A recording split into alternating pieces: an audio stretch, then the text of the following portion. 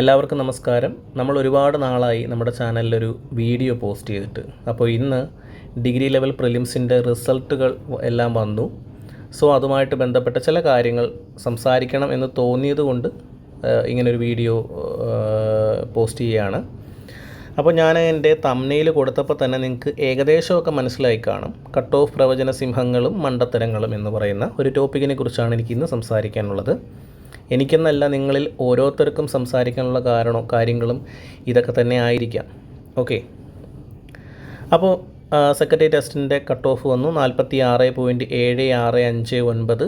അതായത് 49,000-ലധികം പേരെ, എറൗണ്ട് 50,000, ഒരു 49,000 എറൗണ്ട് എന്ന് പറയാൻ പറ്റില്ല, 49,073 പേരെ ലിസ്റ്റിനകത്ത് ഉൾപ്പെടുത്തിയിട്ടുണ്ട്. എസ് എയുടെ നോക്കുകയാണെങ്കിൽ 22,338 പേരുടെ, അതായത് കേരള സിവിൽ പോലീസിൻ്റെ ലിസ്റ്റിൽ 22,000-ലധികം പേരെ ഉൾപ്പെടുത്തി. കട്ട് ഓഫ് 42.4880 ആണ്.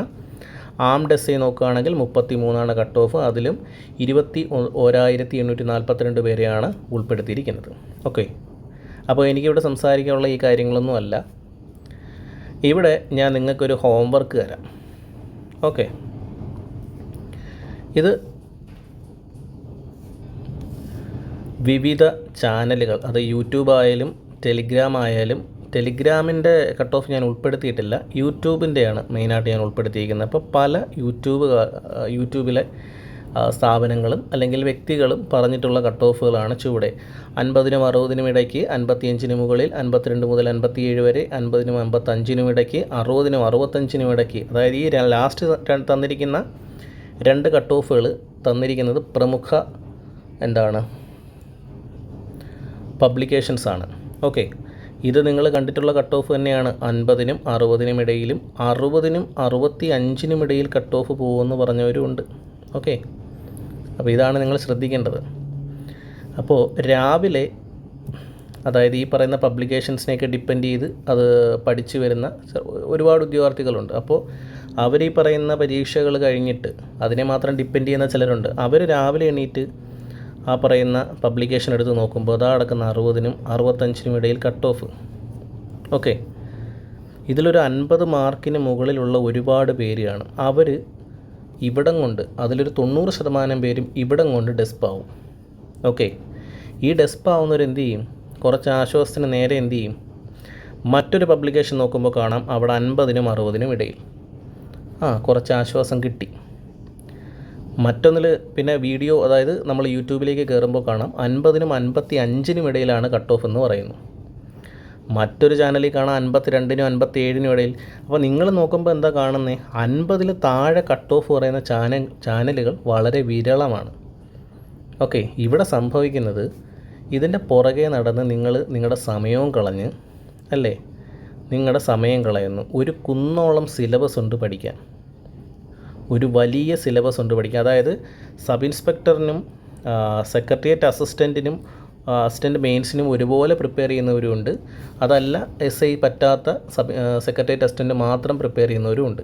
ഓക്കെ, അപ്പോൾ ഇതിന് രണ്ടിനും കൂടി പ്രിപ്പയർ ചെയ്യുന്നവർക്ക് വലിയൊരു കൂമ്പാരം ആയിട്ടുള്ളൊരു സിലബസാണ് നിങ്ങളുടെ മുമ്പിൽ കിടക്കുന്നത്. അപ്പോൾ നിങ്ങളുടെ മനസ്സ് നോർമലി എന്ത് വിചാരിക്കും? അതിപ്പോൾ എൻ്റെ എല്ലാ പ്രതീക്ഷയും പോയി, ഇനി കിട്ടാൻ സാധ്യതയില്ല. അപ്പോഴാണ് ഈ പരീക്ഷാ സമയത്ത് ഇപ്പോൾ നിങ്ങൾക്കൊക്കെ എന്നും ആശ്വാസമായി തോന്നുന്ന ചിലരുണ്ട്, ചില സ്ഥാപനങ്ങളോ ചില വ്യക്തിത്വങ്ങളോ ഒക്കെ. അപ്പോൾ അവരും പറയുന്നു 50 മുതൽ 60 വരെ കട്ട് ഓഫ് എന്ന് അവരും പറയുന്നു. എന്തിൻ്റെ അടിസ്ഥാനത്തിലാണ് ഈ പറയുന്നത് എന്ന് നമുക്ക് അറിയത്തില്ല. കാര്യം കട്ട് ഓഫ് എന്ന് പറയുന്നത് എന്താ? PSC ആണ് കട്ട് ഓഫ് ഇടുന്നത്. ഓക്കെ, അതിന് മുൻപ് കട്ട് ഓഫ് പ്രവചനങ്ങൾ വെച്ചിട്ടോ അല്ലെങ്കിൽ ഇന്നത് മുതൽ ഇന്നത് വരെ ഉള്ളവർക്ക് പഠിക്കാം എന്ന് നമുക്ക് പറയാൻ പറ്റില്ല. അല്ലെങ്കിൽ പറയണം, അതായത് ഒരു 2-3 മാർക്കിൻ്റെ വ്യത്യാസത്തിൽ. ഇപ്പോൾ ഉദാഹരണത്തിന് ഇപ്പോൾ 46-നും 49-നും ഇടയിൽ മാർക്കുള്ളവർ പഠിച്ചു തുടങ്ങും. അങ്ങനെ പറഞ്ഞിട്ടുള്ള ഒരുപാട് നല്ല ചാനൽസ് ഉണ്ട്. പിന്നെ അല്ലെന്നുണ്ടെങ്കിൽ 46-ന് മുകളിലുള്ളവർ പഠിച്ചു തുടങ്ങും. ഓക്കെ, അങ്ങനെയൊക്കെ പറയുന്നതിന് കുഴപ്പമില്ല. ഈ 50-നും 60-നും ഇടയിൽ കട്ട് ഓഫ് വരും എന്ന് പറയുമ്പോൾ 50 മാർക്കുള്ളവൻ മുതൽ 60 മാർക്കുള്ളവൻ വരെ ടെൻഷൻ അടിക്കുക. ഫുള്ള് സ്ട്രെസ്സാണ്. കാര്യം അത്രയും നാൾ കഷ്ടപ്പെട്ടു, പ്രിലിംസിന് വേണ്ടി നന്നായിട്ടിരുന്ന് പ്രിപ്പയർ ചെയ്തു, ഈ പറയുന്ന എന്താ പറയുന്ന ഒരു നല്ലൊരു ജോലിക്ക് വേണ്ടി എക്സ്പെക്റ്റ് ചെയ്തിരിക്കുന്നു. അപ്പോഴാണ് ഈ പ്രമുഖ വ്യക്തികളെല്ലാം വന്നിട്ട് ഇതുപോലൊരു കട്ട് ഓഫ് പറയുന്നത്. ഓക്കെ, അപ്പോൾ ഇതിൽ വിശ്വസിച്ചിരിക്കുന്ന കുറേ പേരുടെ സമയം പോകും എന്നല്ലാതെ മറ്റൊന്നുമില്ല. ഇനി അന്ന് ഇപ്പോൾ എനിക്കൊരു വിശ്വാസം ഉള്ളതെന്ന് പറയുമ്പോൾ, ഇത് നമ്മുടെ ചാനലിൽ പോസ്റ്റ് ചെയ്തൊരു കാര്യമാണ്. അതായത് ഒരു 46 മാർക്കിന് മുകളിലുള്ളവർ പഠിച്ചു തുടങ്ങിക്കോളൂ എന്ന് പറഞ്ഞൊരു കാര്യം. അപ്പോൾ അതിൻ്റെ പുറകെ ഒരു വോയിസും ഞാൻ പോസ്റ്റ് ചെയ്തിട്ടുണ്ട്. അതിന് പറയാൻ കാരണം എന്ന് പറയുമ്പോൾ നമ്മുടെ പുതിയ ചെയർമാൻ്റെ ഒരു ഗുണമാണ്. കാര്യം പുള്ളിക്കാരൻ കയറിയതിന് ശേഷം അത്യാവശ്യം നല്ല ആൾക്കാരെ പ്രിലിംസിൽ ഇൻക്ലൂഡ് ചെയ്യാറുണ്ട്. അതായത് ഇപ്പോൾ LSCക്ക് നോക്കിയാൽ തന്നെ, LSC സെക്രട്ടറി നോക്കിയാൽ തന്നെ ഒരു 37,000 35,000 ആണ് 37,000 ആണെന്ന് ഓർക്കുന്നില്ല, അറൗണ്ട് 35,000 അല്ലെങ്കിൽ അതിന് മുകളിൽ എന്താണ് ആൾക്കാരെ ലിസ്റ്റിനകത്ത് ഉൾപ്പെടുത്തി 49 അങ്ങാണ്ടാണ് കട്ട് ഓഫ് വന്നത്. അപ്പോൾ അന്നും നമുക്കുള്ളൊരു വിശ്വാസം, ഇപ്പോൾ ഒരു എന്താ പറയുന്നത്, ജസ്റ്റ് ഒരു പരീക്ഷ എഴുതിയ ഒരാളെന്നുള്ളൊരു വിശ്വാസത്തിൽ ഈ ലിസ്റ്റ് അത്യാവശ്യം വലിയ ലിസ്റ്റായിരിക്കും. സെക്രട്ടേറിയറ്റ് അസിസ്റ്റൻ്റ് എന്ന് പറഞ്ഞാൽ നല്ല കോമ്പറ്റീഷൻ ഉള്ളൊരു പരീക്ഷയാണ്. പിന്നെ നമുക്ക് എടുക്കാൻ പറ്റുന്നൊരു കാരണം എന്താ, പുതിയ സിലബസാണ് വരുന്നത്. പിന്നെ അതുപോലെ തന്നെ നമുക്ക് എടുക്കാൻ പറ്റുന്ന മറ്റൊരു കാര്യം, കട്ട് ഓഫിനെ ഡിപ്പെൻഡ് ചെയ്യുന്ന മറ്റു ചില കാര്യങ്ങളാണ് ഈ പറയുന്ന ഡിലീഷൻസും ആൻസർ ചേഞ്ചും ഒക്കെ. ഓക്കെ, ഡിലീഷൻസും ആൻസർ ചേഞ്ചും ഒക്കെ. അതുപോലെ തന്നെയാണ് ഈ പറയുന്ന അറ്റൻഡൻസും.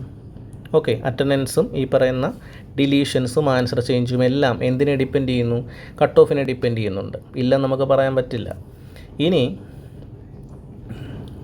ഈ ആൻസർ ചേഞ്ച് എന്ന് പറയുമ്പോൾ, അപ്പോൾ ഇതിലേതെങ്കിലും മിസ്റ്റേക്ക് ഉണ്ടെങ്കിൽ നിങ്ങൾ ഒന്ന് കമൻറ്റ് ചെയ്തേക്കണേ. ഓക്കെ, ഇനി ആൻസർ ചേഞ്ച് എന്ന് പറയുമ്പോൾ, ഇപ്പം ഫോർ എക്സാമ്പിൾ ഒരു 2ാം ഘട്ട പരീക്ഷയിലൊരു ചോദ്യം ഉണ്ടായിരുന്നു, there is little water എന്ന് പറഞ്ഞൊരു ചോദ്യം ഉണ്ടായിരുന്നു. അപ്പോൾ അത് PSCയുടെ ആൻസർ കീ പ്രകാരം, PSC ഇതിനു മുമ്പ് തന്നിട്ടുള്ള ഉത്തരങ്ങൾ പ്രകാരം നമ്മൾ പഠിച്ചിട്ടുള്ള എന്താണ്, ലിറ്റിൽ എന്ന് പറഞ്ഞാൽ ഒന്നുമില്ല എന്നുള്ളതാണ് ഒരു നല്ലൊരു ശതമാനം ഉദ്യോഗാർത്ഥികളും പഠിച്ചു വച്ചിരിക്കുന്നത്. ഓക്കെ, അതിൽ കുറച്ചൊരു ഡീപ്പായിട്ട് പഠിച്ചിട്ടുള്ളവരാണ്. അപ്പം ലിറ്റിൽ എന്ന് പറയുമ്പോൾ യഥാർത്ഥ മീനിങ് എന്ന് പറയുന്നത് കുറച്ച് മൈന്യൂട്ടായിട്ട് കുറച്ച് കാര്യം അതിനകത്തുണ്ട്, വെരി ലിറ്റിലുണ്ട് എന്നുള്ളതാണ് എൻ്റെ മീനിങ്. അപ്പോൾ ഇത് രണ്ടും അറിയാം. ഇപ്പോൾ എനിക്ക് ആ ഉത്തരം തെറ്റിപ്പോയതാണ്. ഓക്കെ, അതായത് എനിക്ക് ഈ പറയുന്ന 2 കാര്യങ്ങളും അറിയാം. പക്ഷേ PSC മുൻപ് തന്നിട്ടുള്ള ചോദ്യങ്ങൾ ആൻസർ കീ വെച്ചിട്ടാണ് ഞാൻ എഴുതിയത്. സോ എനിക്കത് തെറ്റി. ലിറ്റിൽ എന്ന് പറയുമ്പോൾ ഒന്നുമില്ല എന്നുള്ള അർത്ഥത്തിൽ എഴുതി. അപ്പോൾ എനിക്ക് തെറ്റിയതുപോലെ തന്നെ ഒരുപാട് പേർക്ക് തെറ്റിയിട്ടുണ്ടായിരിക്കും ഇത് വിശ്വസിച്ച് അപ്പം അത്രയും പേർക്ക് മാർക്ക് കുറയും. സോ അത് കട്ട് ഓഫിനെ ഡിപ്പെൻഡ് ചെയ്യുന്ന കാര്യമല്ലേ. അപ്പോൾ ഇതുപോലെ ഒരുപാട് ഫാക്റ്റുകൾ വെച്ചിട്ടാണ് നമ്മൾ ഇപ്പോൾ ഒരു ഉദ്യോഗാർത്ഥി എന്നുള്ള നിലയിൽ നമ്മൾ തന്നെ നമ്മുടെ എക്സാമിനെ ഒന്ന് അനലൈസ് ചെയ്യേണ്ടത്. പിന്നെ ഈ 2 ഘട്ട പരീക്ഷകൾ, 1ാം ഘട്ടം അത്യാവശ്യം നല്ല ബുദ്ധിമുട്ടുള്ള പരീക്ഷ തന്നെ ആയിരുന്നു.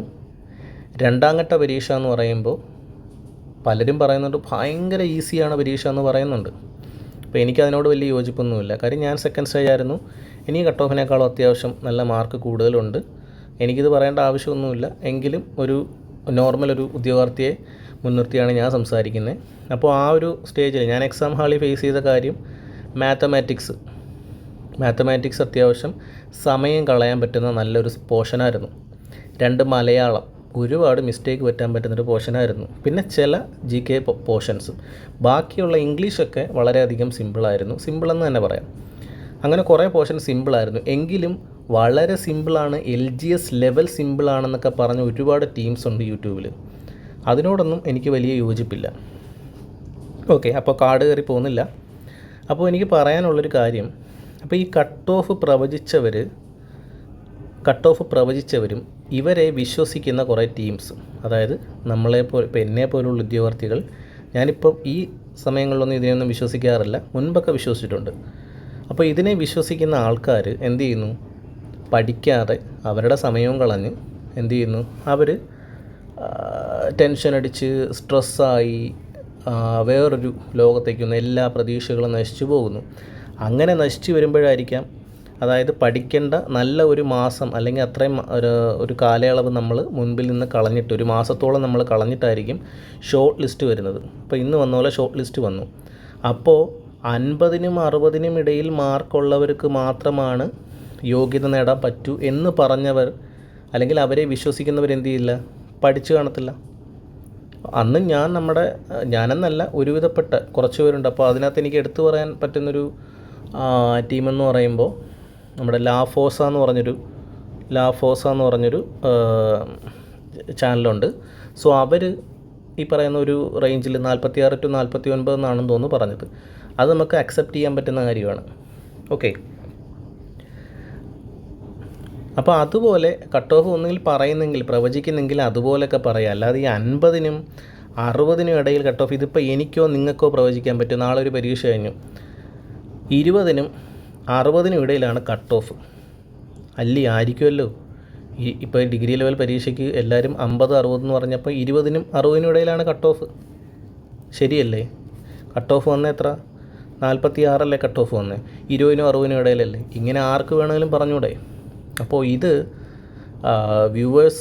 വ്യൂവേഴ്ഷിപ്പ് കൂട്ടാനായാലും അല്ലെങ്കിൽ എന്താ പറയുക സബ്സ്ക്രൈബേഴ്സിൻ്റെ എണ്ണം കൂട്ടാനായാലും ചെയ്യുന്നതാണെങ്കിൽ ഒരു പറ്റ ഉദ്യോഗാർത്ഥികളെ ചീറ്റ് ചെയ്യുന്ന കാര്യങ്ങൾ തന്നെയാണ്. അപ്പോൾ ഇതിന് ചീറ്റ് ചെയ്യാൻ നിന്നു കൊടുക്കാതിരിക്കുക എന്നുള്ളതാണ് ഉദ്യോഗാർത്ഥികളായി നിങ്ങൾ ചെയ്യേണ്ടതെന്ന് എനിക്ക് പറയാനുള്ളൂ. ഓക്കെ, ഇതെൻ്റെ പേഴ്സണൽ ഒപ്പീനിയനാണ്. കട്ട് ഓഫിൻ്റെ പുറകെ നടക്കുന്നവർക്ക് അങ്ങനെ നടക്കാം. അതല്ല, പിന്നെ എനിക്കൊരു കാര്യം പറയാനുള്ളത്, ഞാൻ ആ ഒരു വോയിസ് ഇട്ടതിന് ശേഷം, അതായത് ഈ ഒരു വോയിസ് ഇട്ട് ഈ ഒരു മെസ്സേജ് ഇട്ടതിന് ശേഷം 46+ മാർക്കുള്ള കുറേ പേര് എനിക്ക് മെസ്സേജ് അയച്ചിട്ടുണ്ടായിരുന്നു. അപ്പോൾ അവരുടെ അടുത്ത് ഞാൻ പറയുന്നത് പഠിച്ചു തുടങ്ങിക്കോ, ഇതൊരു കട്ട് ഓഫ് പ്രഡിക്ഷനൊന്നുമല്ല. ഞാൻ ഞാൻ കേരള PSC ഉദ്യോഗസ്ഥനോ അല്ലെങ്കിൽ ഞാനല്ല പേപ്പർ നോക്കുന്നത്, കേരള PSC അല്ല ഞാൻ. പക്ഷേ നമുക്ക് തന്നെ ഒരു അനാലിസിസ് നടത്താൻ പറ്റും ഓരോ എക്സാമിനെ കുറിച്ച്. ഓക്കെ, അപ്പോൾ എന്താ പറയുക, അപ്പോൾ അങ്ങനെ പഠിച്ച് ഈ പറയുന്ന ഒരു ടെൻഷനും 46ന് മുകളിലുള്ള കുറേ പേര് മെസ്സേജ് അയച്ചിട്ടുണ്ടായിരുന്നു. അപ്പോൾ അവരൊക്കെ ആ ഒരു കോൺഫിഡൻസ് ഇരുന്ന് പഠിച്ചു. അവർക്ക് ഇന്ന് ഒരു ഒരു കുറ്റബോധം തോന്നേണ്ട കാര്യം വരുന്നില്ല. എന്തെന്ന് വെച്ചാൽ അവർ കിട്ടിയ സമയം നന്നായിട്ട് പഠിച്ചു. ഇനി തീരുമാനിക്കേണ്ട നിങ്ങളാണ്. ഈ പറയുന്ന ഓരോ പരീക്ഷകൾ കഴിഞ്ഞിട്ടും കട്ട് ഓഫ് പ്രവചനങ്ങളുടെ പുറകെ പോകണോ, അതോ എന്താ വേണ്ടത്, കിട്ടുന്ന സമയത്ത് പഠിച്ച് മുൻപോട്ട് പോകണമെന്നാണ് നിങ്ങളാണ് തീരുമാനിക്കേണ്ടത്. ഇത്രയും പറഞ്ഞ കാര്യങ്ങൾ ഷോർട്ടായിട്ടാണ് ഇവിടെ പറഞ്ഞിരിക്കുന്നത്. ഇപ്പോൾ ഇതുപോലൊരു കട്ട് ഓഫ് പ്രഡിക്ഷൻ വരുമ്പോൾ സ്ട്രെസ് ലെവൽ കൂടുന്നു, സമയം വേസ്റ്റേജ് ആവുന്നു, ടെൻഷൻ കൂടുന്നു, കൺഫ്യൂസിങ് ആവുന്നു, ഏത് വിശ്വസിക്കണം എന്നുള്ളൊരു എന്താ പറയുക, ഭയങ്കര കൺഫ്യൂസ്ഡ് ആവും നമ്മൾ. ഏത് വിശ്വസിക്കണം, ആര് പറയുന്നത് വിശ്വസിക്കണം, ആ സാറ് മുമ്പ് പറഞ്ഞിട്ടുള്ളത് കറക്റ്റായിരുന്നു, കട്ട് ഓഫ് പ്രഡിക്ഷൻ കറക്റ്റായിരുന്നു, സോ അദ്ദേഹം പറയുന്ന കറക്റ്റായിരിക്കും, അതുകൊണ്ട് തന്നെ എനിക്ക് കിട്ടില്ല എന്ന് വിചാരിച്ച ഒരുപാട് പേരുണ്ട്. അവരാണ് ഈ സാധനം ഫൂളായത് അവരാണ്. ഓക്കെ, പിന്നെ അങ്ങനെ ഫൂളായവർക്ക് അല്ലെങ്കിൽ അതായത് ഇപ്പോൾ ആ കട്ട് ഓഫുകൾ വിശ്വസിച്ച് പഠിക്കാതിരുന്നവർക്ക് എന്താണ് ഇപ്പം നല്ല കുറ്റബോധം തോന്നിക്കാണും. അതായത് 47 തൊട്ടങ്ങോട്ടുള്ളവർക്കെല്ലാം, അതായത് പഠിക്കാതിരുന്നവരെല്ലാം ഇപ്പം കുറ്റബോധം തോന്നിക്കാണും. കാര്യം 50+ കട്ട് ഓഫ് എന്ന് അങ്ങ് പ്രഖ്യാപിക്കുകയാണ് പലരും. 50+ കട്ട് ഓഫ് ആണ്, അതിന് താഴെ ഉള്ള ആരും പഠിക്കേണ്ട എന്ന് പറഞ്ഞവർ വരെയുണ്ട്. എന്തർത്ഥത്തിലാണെന്ന് എനിക്കിപ്പോഴും മനസ്സിലാവുന്നില്ല. ഓക്കെ, അപ്പം അങ്ങനെയുള്ളവർക്ക് ഇനി മുമ്പിൽ ഒരു കുന്നോളം സിലബസ് ഉണ്ട്. നന്നായിട്ട് ടൈം ഷെഡ്യൂൾ ചെയ്ത് നിങ്ങളെന്ത് ചെയ്യുക, എല്ലാം ഒന്നും 100% സിലബസ് പഠിച്ചിട്ടൊന്നും പോകാൻ പറ്റില്ല. അതിനകത്ത് ഹൈലൈറ്റ് ആയിട്ടുള്ള കാര്യങ്ങളെല്ലാം പഠിക്കുക, സമയം വേസ്റ്റാക്കാതിരിക്കുക, ഇനി ഇതുപോലുള്ള മണ്ടത്തരങ്ങളുടെ പുറകെ പോകാതിരിക്കുക. പിന്നെ ഇപ്പോൾ സെക്രട്ടേറിയറ്റ് അസിസ്റ്റൻ്റിൻ്റെ മെയിൻസ് പരീക്ഷ 27-ാം തീയതിയാണ്. 2 പേപ്പറായിട്ടാണ് നടക്കുന്നത്. 12-ാം തീയതി ഹാൾ ടിക്കറ്റ് വരും. ഓക്കെ, അപ്പോൾ നന്നായിട്ട് പഠിക്കുക. ഇതുപോലെയുള്ള എന്താ പറയുക, ഒരു അടിസ്ഥാനവുമില്ലാത്ത കട്ട് ഓഫ് പ്രവചനങ്ങളുടെ പുറകെ നിങ്ങൾ പോകാതിരിക്കുക. ഇതിനെക്കുറിച്ച് നിങ്ങൾക്ക് എന്താണ് തോന്നുന്നുള്ളത്, അത് തെറിയായാലും കുഴപ്പമില്ല. ഈ പറയുന്ന വ്യക്തികളുടെ ടീംസ് വന്ന് താഴെ തെറി പറഞ്ഞാലും പ്രത്യേകിച്ചൊന്നുമില്ല. അത് അവരുടെ ആൾക്കാരാണെന്ന് നിങ്ങൾക്ക് തന്നെ കാണുമ്പോൾ അറിയാം. ഓക്കെ, അപ്പോൾ കൂടുതലൊന്നും പറയാനില്ല. ഇനിയുള്ള സമയമെങ്കിലും വേസ്റ്റാക്കാതെ നന്നായിട്ടിരുന്ന് പഠിക്കുക. All the very best.